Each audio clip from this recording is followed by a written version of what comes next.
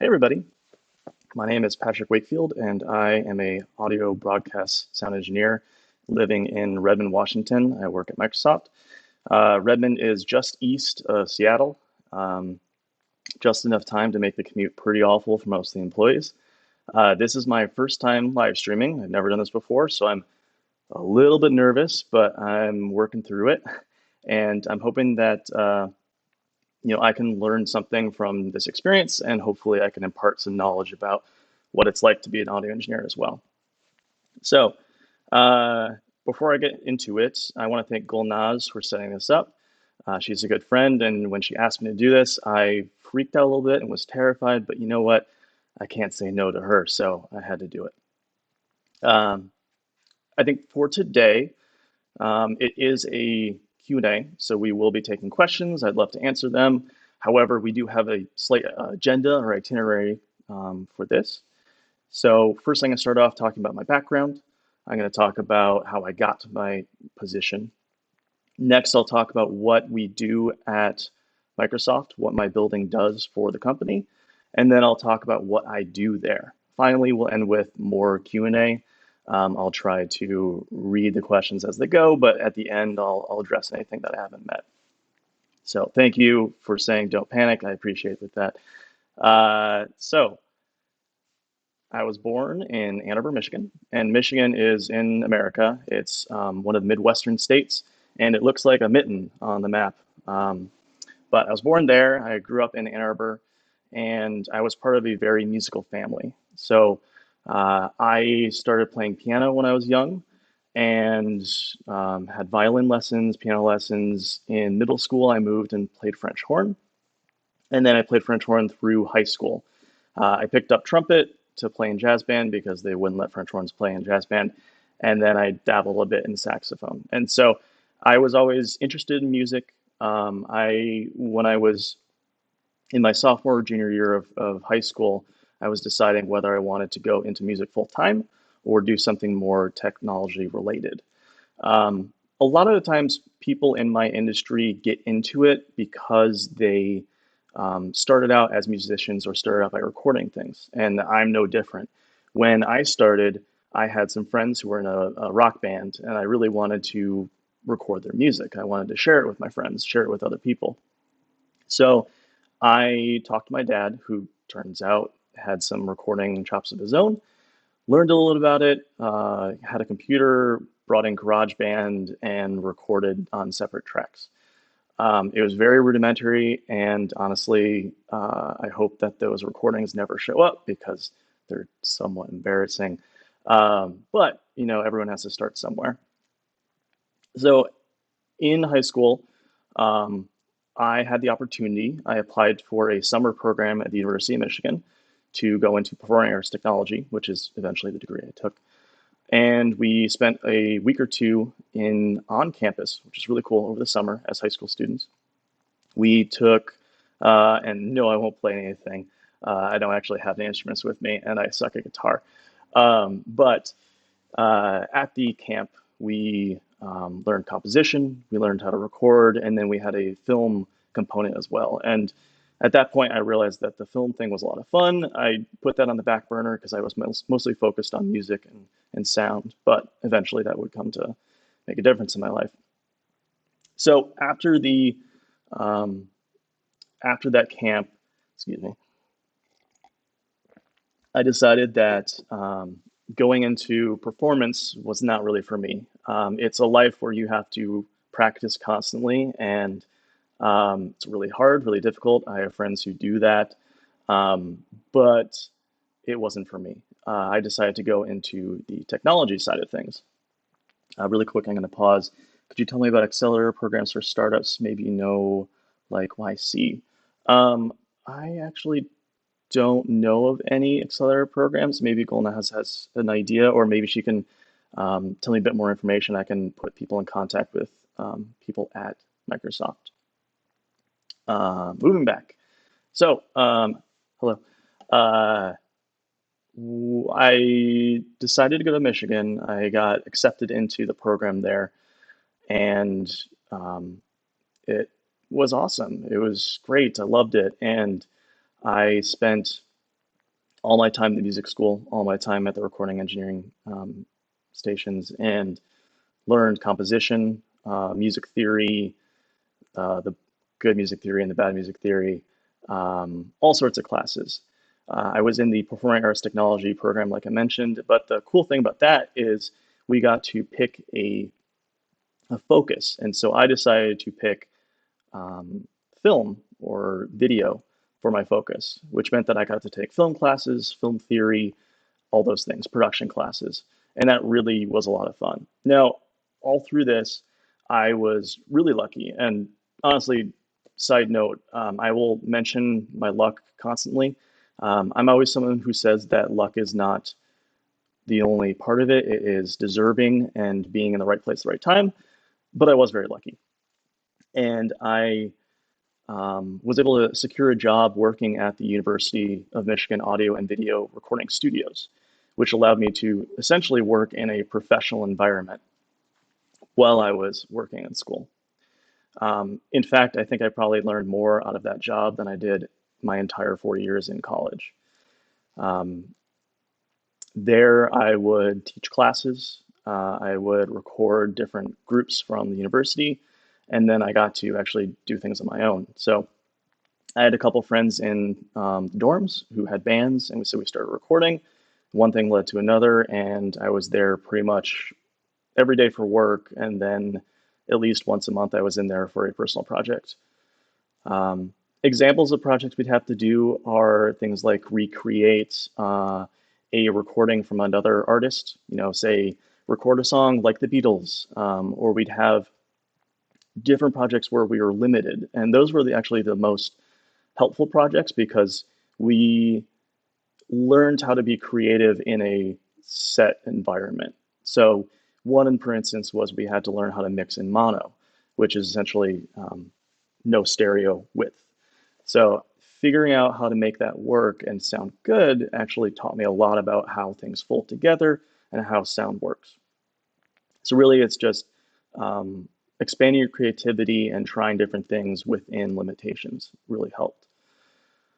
So going back to school, at the end of school, we all had to graduate using a senior thesis. A lot of people would record an album, they would perform a piece of music that they wrote, something like that. I decided to marry my two favorite things, which was music and video. So I had these two bands that I recorded, and I decided I was going to produce a full length album for each band, and then produce a live video show from the video studio that I worked at on campus. It was a bit more than I was expecting and was exhausting and tiring and the craziest week of my life, which may have been supplanted by my work now, but crazy enough and totally worth it.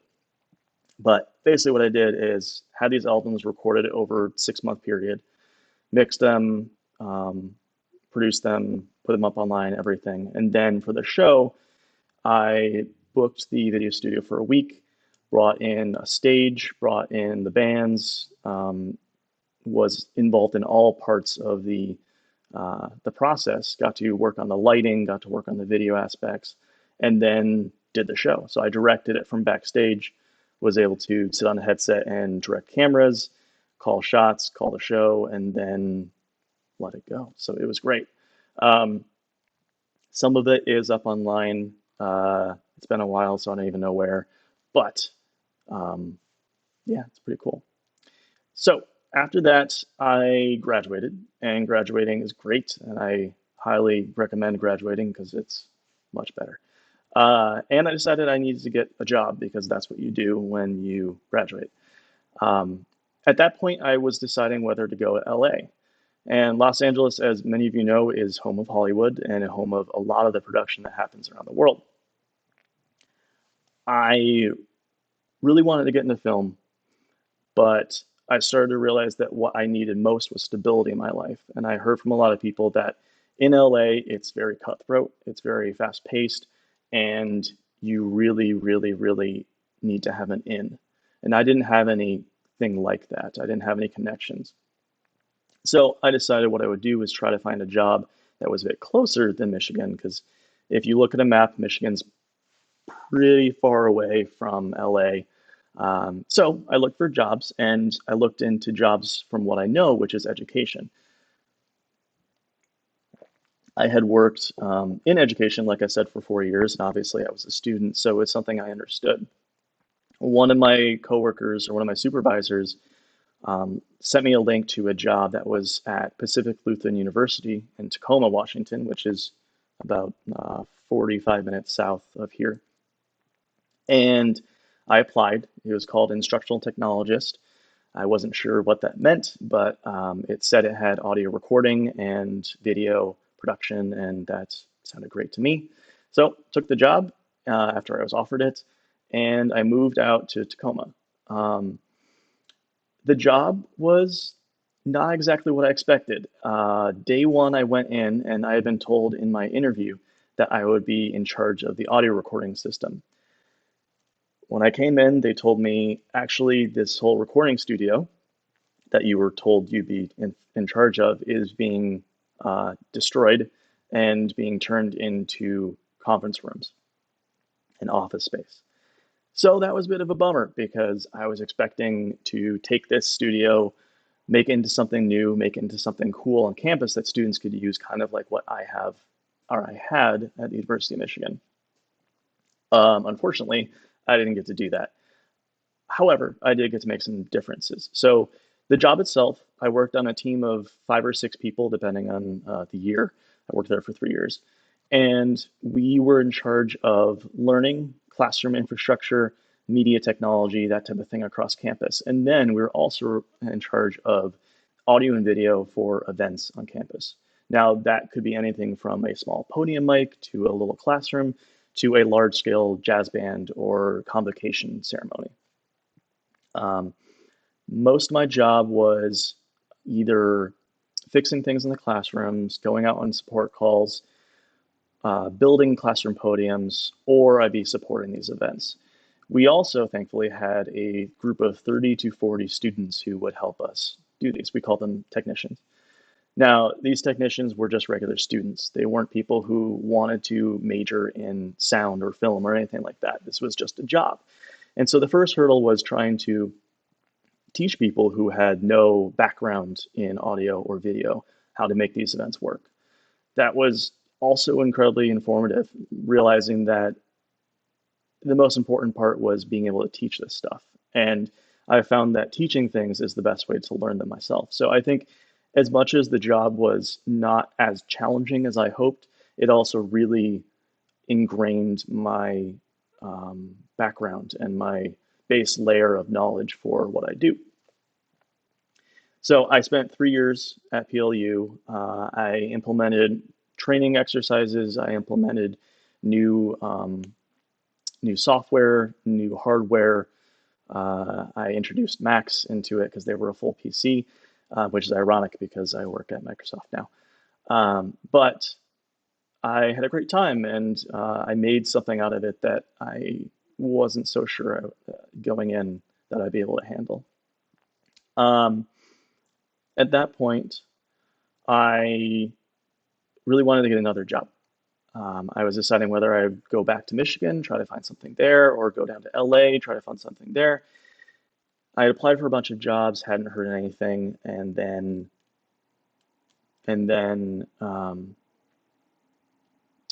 I heard from my coworker Dan, who worked at Microsoft, or sorry, he worked at Microsoft at that point, but we had met while at Michigan. And then I took the job. It was probably the easiest job interview I've ever had. Really quick, I'm going to check the thread to see if there's any questions before I move on to the next section. I have, oh, good. I'm glad it's important information. That's awesome. Hello, everybody. Great. So keep the questions coming. Um, Anything you want, whether it's related, I can tell you my favorite food, whatever you'd like to hear. I've got time, and you have to listen to me. Or I guess you could quit and not listen to me, but I hope that you'll stay. So moving on. I started working at Microsoft Production Studios. So really quick, I'm going to kind of give an overview of what Microsoft Production Studios is for the company. It's a video production facility, video and audio production facility that mostly does internal content. Now, internal content is all hands meetings, announcements, training videos, various other random things. External content would be things like advertisements. We would do some advertisements, but it's not, it doesn't make up that much of our work. Most of our work is stuff that I can't share. It's things that are internal. However, cool external things are like the Microsoft or the Xbox team that does inside Xbox shows or launch shows, things like that. So really quick, I'm going to do some video magic and go over to a slideshow. So I want to give you a little tour of the spaces. These pictures were taken, some of them last year and some of them a few years back, as you'll notice in a second, but we have 4 main stages, A, B, C, and D. Stage A, which is pictured here, hopefully you all can see it, is a very modular set. We bring in cameras and we use specific parts of the set to elicit various, or use it for various reasons. On the left, you can see there's a little space. It's an alcove kind of an area where we like to do talking heads, which is basically a single person talking to a camera. Other times we'll open it up to the main area and show the background stage or background video screen, and people will present using that. We use it basically every day. It's almost always booked, and there's always some sort of shoot going on of various complexity. Here's another angle on that. It's beautiful. The lighting system is great. Cameras are awesome, and it doesn't sound too bad, so that's good for me. So next up is stage B. Stage B and stage C are the larger stages inside my building. Stage B has this thing called a cyc wall, which is on the back. It's a sloped wall that is normally white, but you can paint it different colors. So in this case, it's painted green for a green screen shoot. You'll notice we have a couple PA speakers that are in there that allow us to have an audience and we can feed audio to them. And then people will stay on the stage talking, doing the show. Oftentimes we will, as I'll show you, create a set that goes on there. So you'll notice that most of the, oh, and thank you, Nura, for saying, wow, it's pretty cool. Most of the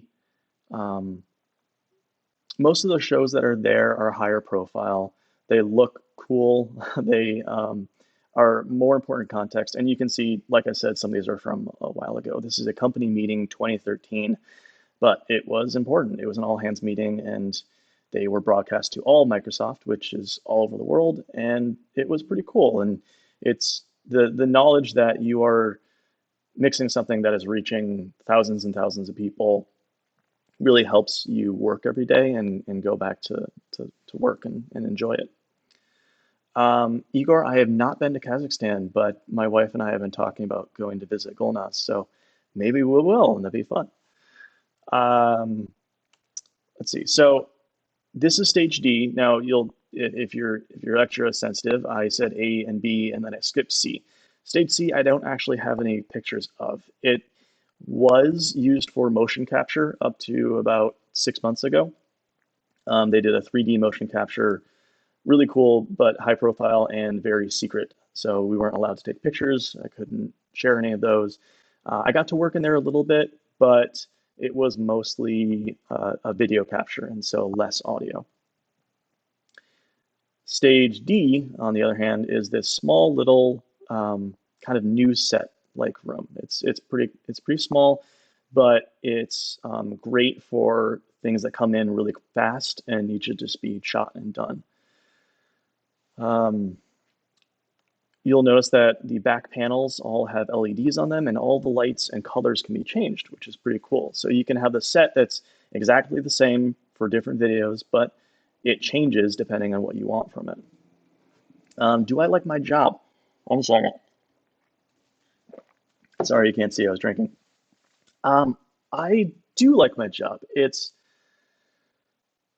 very different. It keeps me active. And when I was a kid, I thought of, here, I'll go back to my camera for just a second. When I was a kid, I thought that a job was sitting in an office and doing office work and desk work and working with a suit and spending every day taking phone calls and I don't know, selling things. But my job, I don't have an office. I don't have a desk. In fact, I don't even have a spot I can always sit because the areas I relax are in the control rooms and they're generally being used for a show.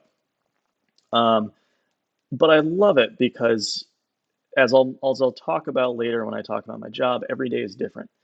No day is the same. I get to do different things. I can do a voiceover one day. I can do a live show another. I can work with a famous actor one day and then do something completely boring and mundane the next. So it keeps things going. It's a high stress job, and there's a lot riding on it too because there's millions and millions of dollars in this company. And when I'm live on NBC with the head of the company, if I mess up or I make him sound bad, that affects the company and that reflects on us. So, short answer, yes, I do. Let's go back to the show. So, next up, this is most of the rooms we have, these what we call staging rooms. This is where the technicians work for the stage show.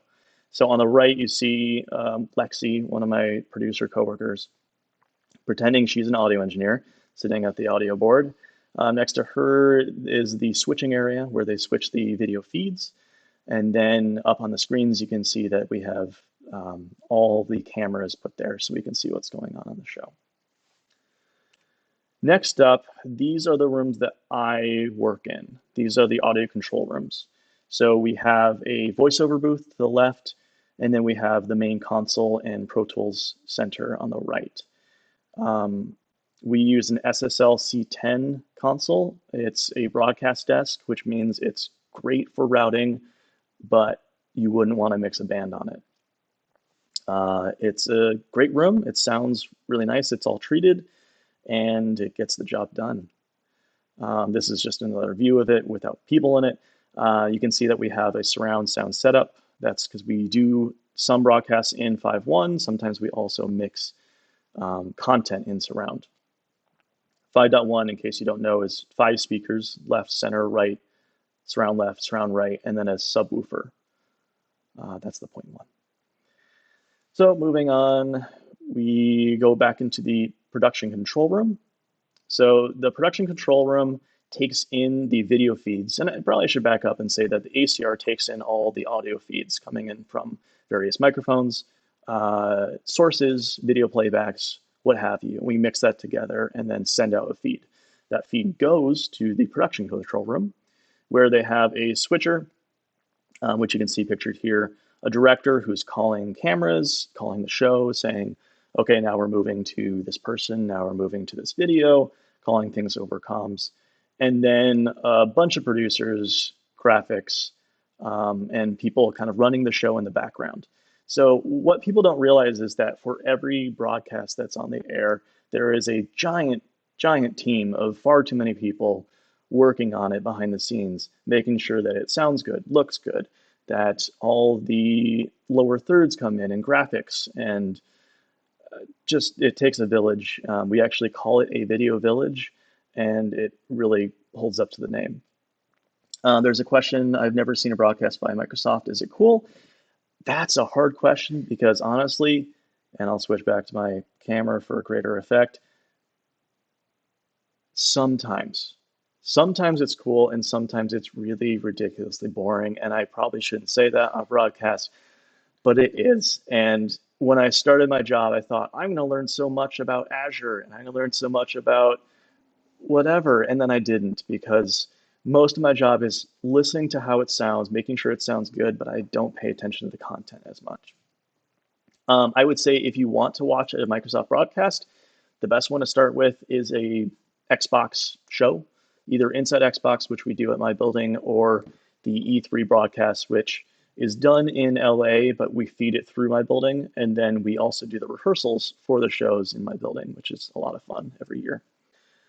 This year, of course, I'll talk about the coronavirus in a bit and how that affects us, but E3 will not be happening live, and so it'll actually be broadcast out of my building, which is going to be nuts. Back to the slideshow. So next is the Technical Operations Control, or TOC. TOC is the broadcast hub. So each stage sends in a signal, and these stages, or this room, will take all these signals and then broadcast them out to the world, either on streaming or over satellite or whatever. So these people take multiple inputs and send it to multiple destinations. They're also how we route things like satellite feeds for our interviews that we do. So we'll have a feed come in from NBC with a news anchor. They'll patch us over to me. I'll put that into the talent's ear so they can hear what's going on. I have the mic sent back to the TOC, which then is sent back to CNN or NBC or whoever it is. So this is probably one of the most important parts of the building because it's where everything comes in and goes out, and it's honestly the reason why we exist. So here's another angle. You can see somebody here working, setting up broadcast feeds, talking to different stages, and doing their job. So really quick, we also have 2 green rooms. Green rooms are spots, especially it's common in a video facility, where talent and clients get to just hang out and relax and watch the show and take it easy. So they look nice. They don't sound very good because it's not treated, and sometimes we have to bring in shows in there, and we always complain as audio engineers, but no one cares because they're video engineers. I'm slightly sarcastic. Then we have also in these green rooms our little makeup area where talent get their makeup done beforehand. I will almost be waiting on the wings for people to get their makeup done, to put on mics, that type of thing. Somebody said what direction to watch. I think after this, I'm going to forward some links to Gulnaz, and she can post them around and show people a couple of examples of what we do. It'll take me a few minutes after this to pull those together, but I probably should have done that beforehand, but thank you. That's okay. So finally, or second to finally, we have a bunch of edit suites. So a lot of what my building does is produce video content. And so that video content is either recorded at my building or around campus or around the world. And that footage is taken here and then edited into videos. So we have, I believe, 22 of these video editing suites, and they are working nonstop. 24/7, all day, all night, these edit rooms are going. Sorry, 1 second. Gulnaz is saying, okay, I'll do that later. So these are very popular. They're always in use. And then we take, she's thinking that maybe the questioner meant, how do you decide where to look? And that's always tough. Basically, whoever is working will know. So moving back over. So these edit suites, always in use, producing content. We, as an audio team, we get this content and we mix it into, yes, okay, but I meant the LED displays. Yeah, so, so they watch on the video screens that aren't actually pictured. If you're talking about the green room, if you're talking about the video displays in here, usually one operator will pay attention to one set of screens. Hopefully that answered your question. I apologize if that didn't. So the only thing not pictured here are the audio mix rooms. And I showed you 2 of the ACRs, which are audio control rooms. We also have 2 more small mixing studios, which I didn't have pictures for. And in these are just post sound design rooms. We don't do any live shows out of them, but they're always in use because, like I said, all these video edit suites are pumping out videos. Each of those videos needs to be mixed and QC'd and brought up to spec. And I'll talk about that in a bit. So that's the end of that slideshow. Let me go back to my camera. Once again, great questions. Please keep them coming. I do like my job, I swear. And sorry for the confusion on the LED displays, but hopefully that answered your question. So, what do I do? I'm on a team of kind of like PLU. I'm on a team of 5 people. We are responsible for all audio in the facility, and that means anything that makes noise, which is a lot of things in a video production facility. So we work with um, voiceovers. Like I said, we work on post, we work sound design, we work on live shows, and then we work on a lot of just taking and record feeds and making sure they sound good. Is it a check room? Check room meaning check-in room? Check meaning, now I'll have to wait 18 seconds to get the response because I think this is delayed. Um, or like a QC, like quality check, maybe. I will keep going. Hopefully, I understood the question. So my role is audio, and for um, the most part, I'm mixing. So many may ask, what is mixing? Mixing is essentially just making something sound good. We take in feeds that either are too low, too distorted, or have problems with the audio, and then we clean it up.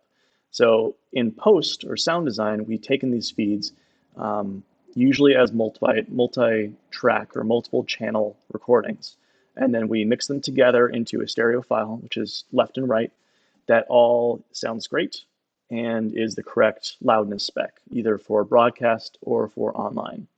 Oh, is it last slide picture? Let's see.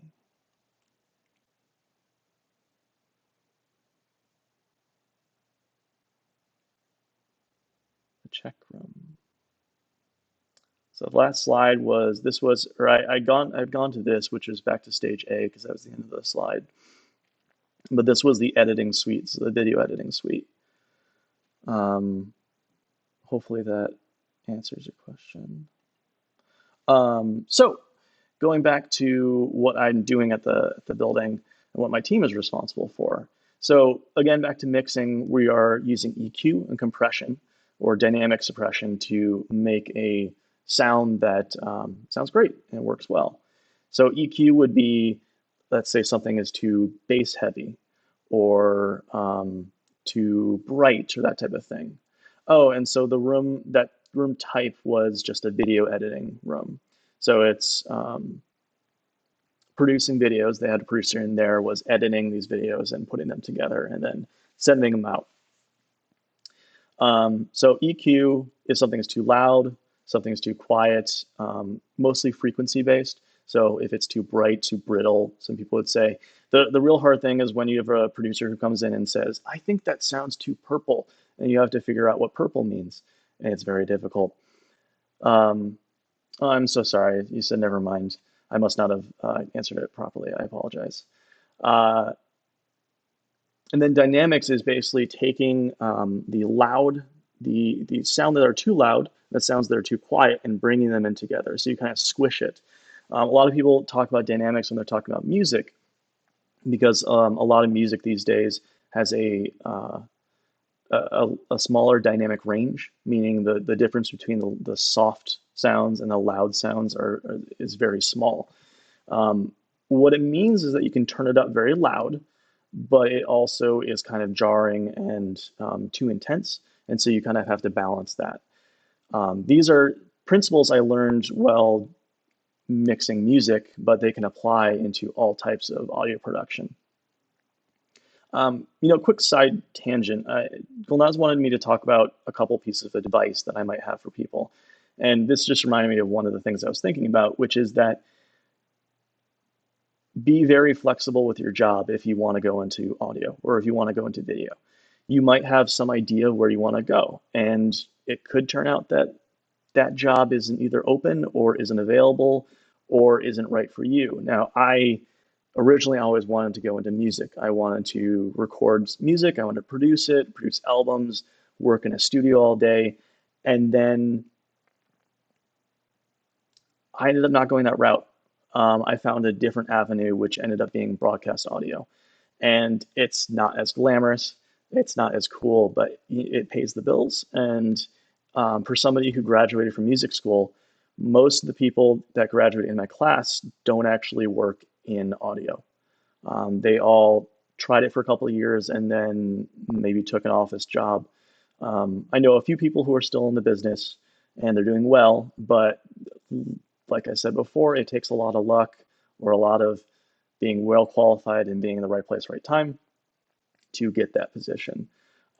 So just being flexible and trying different things and finding your avenue um, into a job. So not a full question at all. What is the purpose of the video production? It's really an internal necessity. Now, I'll talk about COVID. As I mentioned, we still are working because we have been designated as essential employees. I'm not going to go into that, but it means that we are essential to the business. We are essential communication throughout the company. We facilitate conversations. We facilitate all the communication between teams. So it's very important in that sense, and it's the way that Microsoft outreaches to the world. So that I would say is the purpose of the video production. Um, it's advertisement, it's communication, it's how we represent ourselves. And my favorite singer is David Bowie. Rest in peace. David Bowie is wonderful, and if you do not know David Bowie, you should take a listen. Heroes is my favorite song, which is kind of classic Bowie, but it's a great song. And if you actually, it's really cool because the way they recorded that song is pretty amazing. I'm not going to go into it, but it's super cool how they used variable compression and different mics at different distances. I'm not going to go. Okay. I could talk about it for a while. Quarantine. I'll get to the quarantine in a little bit. A little bit. In terms of what music I like, I mostly listen to things before 2005. Uh, I listen to a lot of 90s pop rock and a lot of classic rock music. Uh, and then I am known to listen to a lot of anime music because I watch a lot of anime with my wife, and you can make fun of me, but it's good stuff. And if you want suggestions on that, I can give you those too. Okay, getting back to this, and then I'll answer a couple more questions. So I talked about what mixing is, and that's part of my job. But in a live show, generally, I'm just putting up faders. I take commands. They say, um, open these mics, bring in this video of playback, play this music loop, that type of thing. But so during a show, I'm really just a machine. I take in information, I take in directions, and I do it. Before is when I'm more creative with my work. And it's funny because I never thought that creativity would be something like routing, which is what I do. But being creative as an audio engineer means finding solutions to a problem and finding the best solution to the problem. So we'll have a client that comes in and says, I need you to do this crazy thing. We're going to have 5 people calling in on Teams broadcast. We need 3 of them to be fed to this location. We need 2 of them to be fed to this location. 4 of them need to talk to each other. And the last one is just to listen. And then you have 5 people on stage. Two of those people need to hear this. The other 3 don't need to. We have an audience of 500 people, and you're going to be broadcasting to thousands and thousands of people online. So it's complicated, and it allows me to be creative with how I make that work. And like I said, I never thought that creativity could be used that way, but it's actually very important to have. It's an important skill to use to be flexible and know, okay, there's millions of ways to get this done. What is the best? What is the scenario that sets me up for success? Which actually, imagine that. This brings up another piece of advice that I was going to talk about, which is preparation is the most important thing I can think of as an audio engineer. Not a lot of people understand what we do, and not a lot of people understand that what they're asking of us is difficult. So in the middle of a show, if somebody says, hey, we need to add this thing, To them, it's, yeah, we're just adding one more source. To us, it's we're breaking all of our routing, we're changing things, sometimes while we're live, and that can be dangerous. One sec.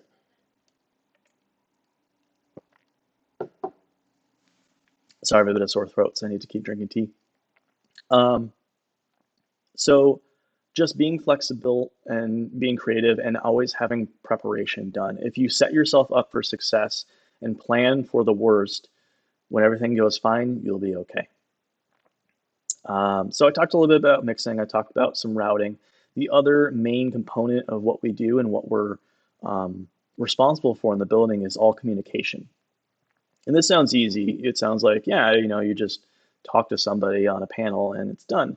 But really, it's an intense routing system that takes hundreds of thousands, well, not thousands, hundreds of thousands, but thousands of routes in the building and connects them all. So I set up key panels, which are essentially little boxes that have different keys and different people on them that you can talk to. So we have a director, we have an assistant director, we have a producer, we have a second producer, we have a audio engineer, then we have all the cameras, we have um, control people doing the records, just hundreds of people on these shows that all need to talk to each other in varying ways. Some people need to talk to some people. Some people do not want to talk to other people. Some people want to be heard but not have to listen. And so we take all this information and create these scenarios for everyone to be able to hear and talk to whoever they need to. And once it's in place, it seems pretty easy. They know who they have to talk to, they talk to them, they're done. But getting that set up is always really, really challenging. And again, you have to be very creative in the way you do it. Finally, we do things like radio frequency coordination. This means we're using wireless mics. And so wireless mics broadcast through radio frequency, and radio frequency can be blocked or stepped over. So anytime we go into a new venue, we have to coordinate our microphones with the building's microphones, which takes a lot of time. Another part of it is pre-production meetings. I will often spend a lot of my day called into Teams meetings, talking about shows that are upcoming, talking about shows that have happened, and figuring out what the team needs and what I can do for them. Finally, what I do, we have external events. We do shows in different buildings across campus. And so we have we call it a fly pack rig. And this show, or this set of gear, is essentially a smaller version of what we have inside the studio. We take this gear, we go to a venue, we set it up, we do a show, we break it down and go home. But essentially, it's like a mobile studio. I would say that before COVID-19, 60% of my work was out in the field doing shows. So notable examples of shows. We do a monthly Q&A with Satya every month where Satya Nadella is the CEO of Microsoft, if you didn't know. He comes in and gives a talk, brings in people to ask questions, answers them, and it's a town hall broadcast to all of Microsoft. Other than that, we have another big series called the Outside In Speaker Series.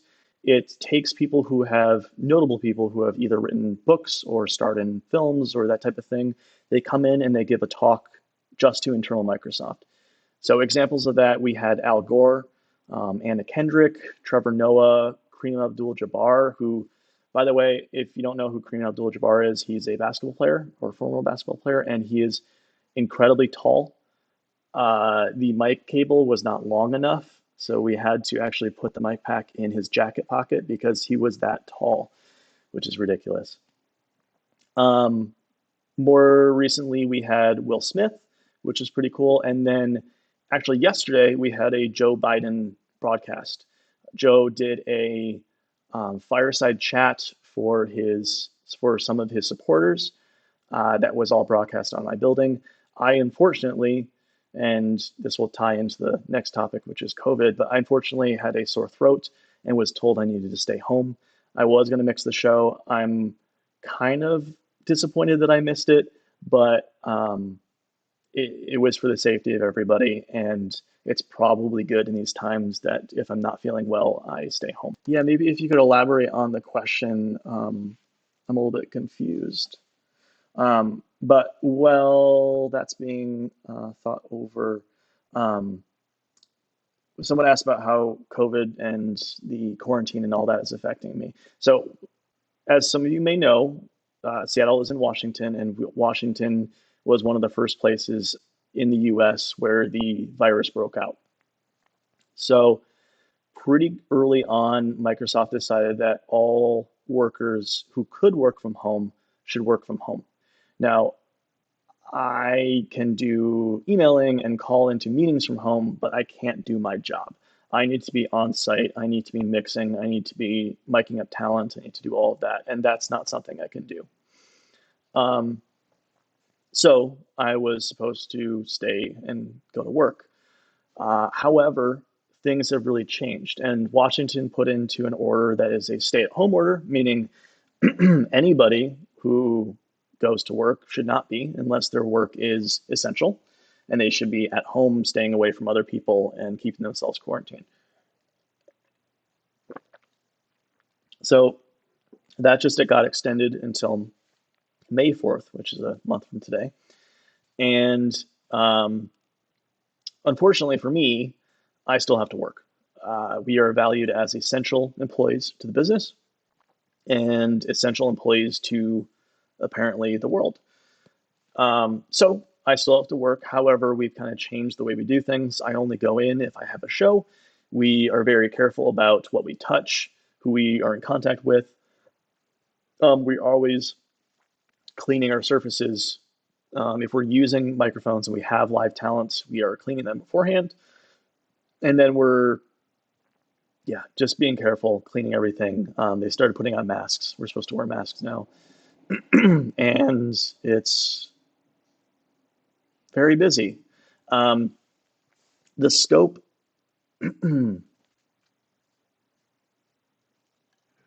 oh, Bill Gates? Bill Gates. So I have worked with Bill a couple times.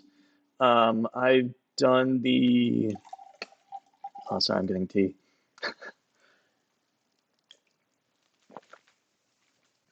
We do a financial report, and sorry, my voice is starting to give out. We do a financial report every year, and Bill was on it.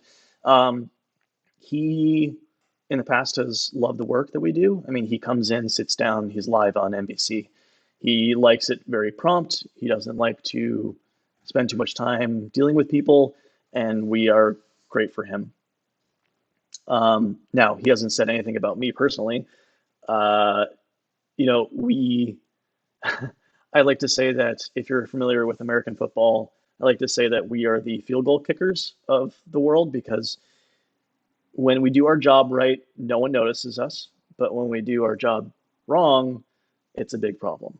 So my perfect day is when no one notices that I've done anything because the show went well, everyone was happy, everyone was sounding good, and no one noticed anything. So it's a very thankless job, honestly. We don't really get too much notice or notoriety.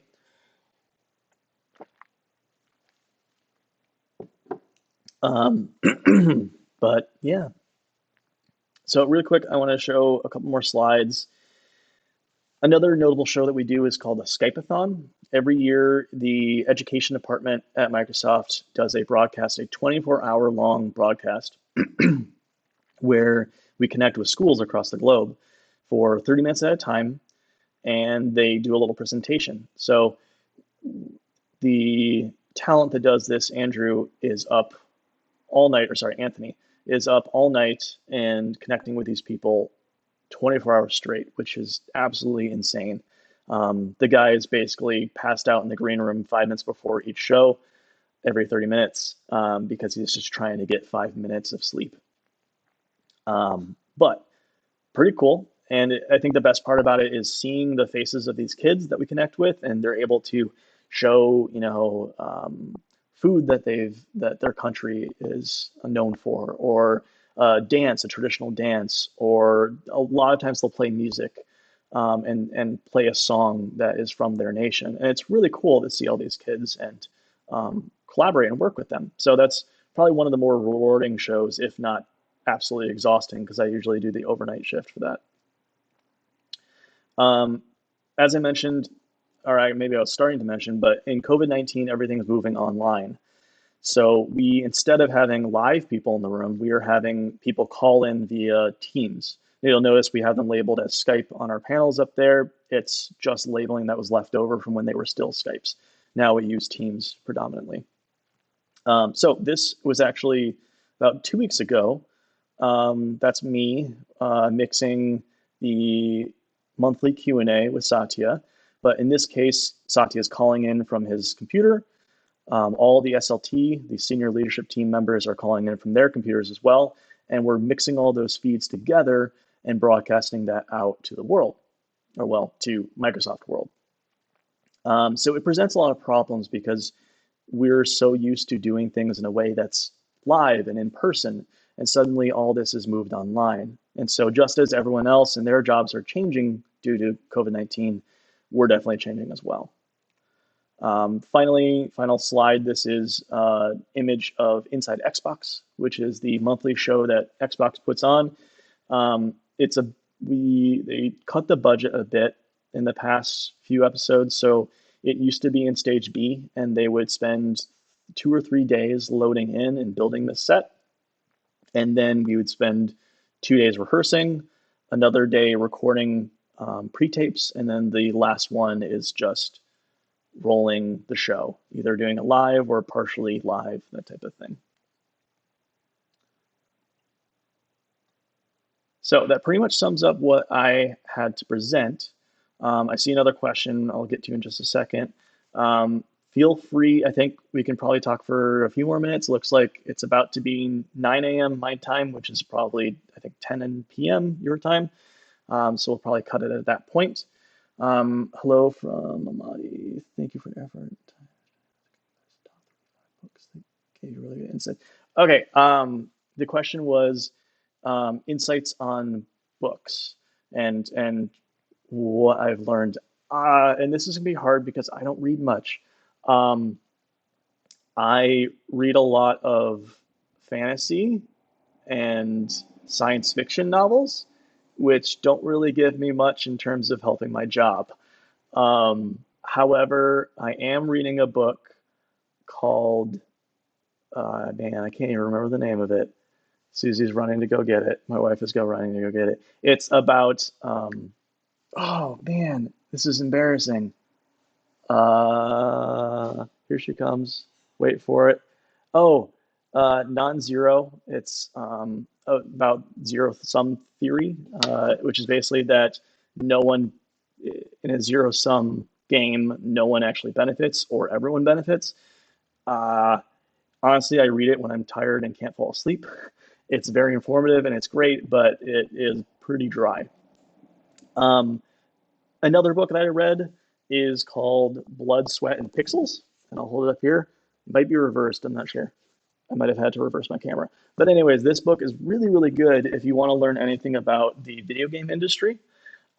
It's a book that it's done by a reporter, and he goes and interviews people from working for multiple companies that produce games. And so there's a chapter per game that kind of goes over the story of that game. It's talking about the struggles and the hardship and the wonderful fun but failures, and it's a really cool book. If you're at all interested in gaming or just the world behind that, definitely pick it up. Side note, I do get to work with the Xbox team. The Actually, the last trailer for Halo is something that was worked on from my building. We recorded some of the voiceover for it, and I got to work on that, which is super cool. Oh, and I'm going to type the book names, which is Blood, Sweat, and Pixels by Jason Schreier. Non-zero Robert, right? So those are the two books that I was mentioning. And yeah, any other questions? I was probably halfway through something and then I completely forgot, but there we are. If there's any other questions, I can address them. Otherwise, what I'm doing in my life right now because of the quarantine is I go to work. Otherwise, I stay home and my wife and I watch a lot of television. I play video games to relieve stress, of which there is a lot at my job. And I take my dog on walks, which is the only time I'm allowed to be outside. So I do that as much as possible. Um, Really quick, while you guys are either thinking of questions or are logging off to go to sleep, I want to thank Gulnaz for setting this up. It's an honor to be presenting and talking to you all. This is, like I said, my first time doing this. Um, Lots of fun. So I want to make sure that my stream didn't get stopped. It didn't. Okay, good. Looks like there aren't any other questions. So thank you again. Really enjoyed it. Everyone stay safe, try to stay healthy, and um, good luck. And feel free to reach out. I can post my email